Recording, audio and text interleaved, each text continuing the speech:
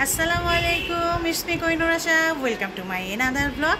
আজকে ঈদ উল ফিতর 2025 আমার জন্য খুবই স্পেশাল, কারণ 23 বছর পর আমি আমার আব্বার বাসায় ঈদ উদযাপন করছি, মানে ঈদ পালন করছি। হয়তো এমন হচ্ছে আম্মা আমার বাসায় গিয়েছে, বা অনেক সময় আমি ইমার্জেন্সি আসতে হয়েছে, আম্মাকে নিয়ে হাসপাতালে থাকতে হয়েছে, ওই ঈদের দিন হাসপাতালেই গিয়েছে। কিন্তু মানে এক্স্যাক্ট যে ঈদ পালন করা এইবারই 23 বছর পর, তো আমার জন্য খুবই স্পেশাল।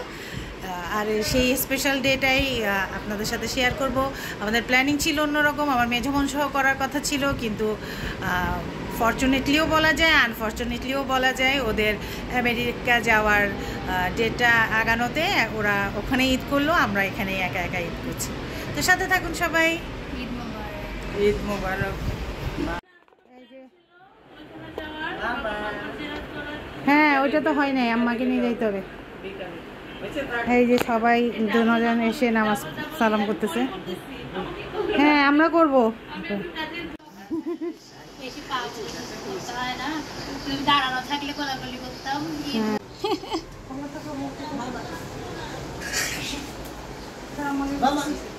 ঈদ মোবারক, ঈদ মোবারক। নাজিবা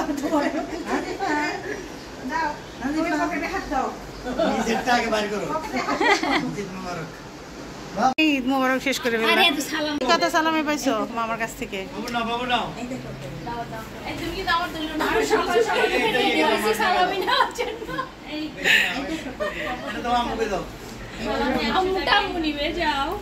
আমারটা তো একটু বেশি হবে।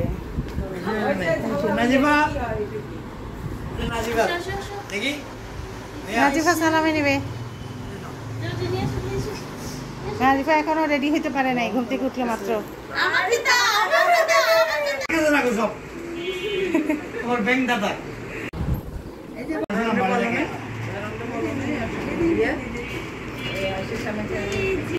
নবাবী সেমাই, লাল সেমাই, বাংলা সেমাই,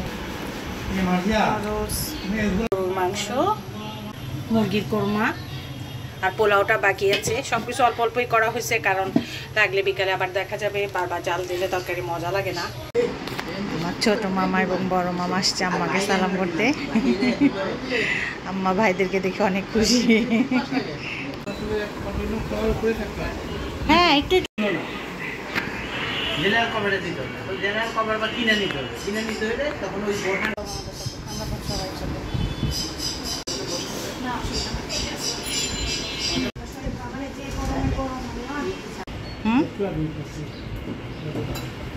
নাজিফা মনিটা এখন রেডি হয়েছে।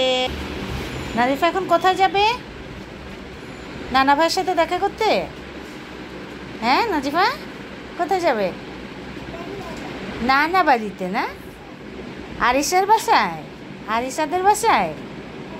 আচ্ছা, তাড়াতাড়ি চলে এসো, ঠিক আছে? পুপি তো তোমার জন্য কান্না করবো। আরে ওয়াও, এটা কার হেলমেট?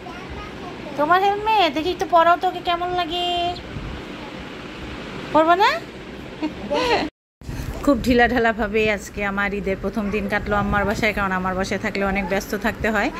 আম্মার বাসায় সেই চাপটা একটু কম ছিল, কারণ আমার বোনও চলে গেল আর ছোটো বোনও আসে নাই, যার কারণে আজকে মোটামুটি ঢিলেঢালা ঈদ কাটলো।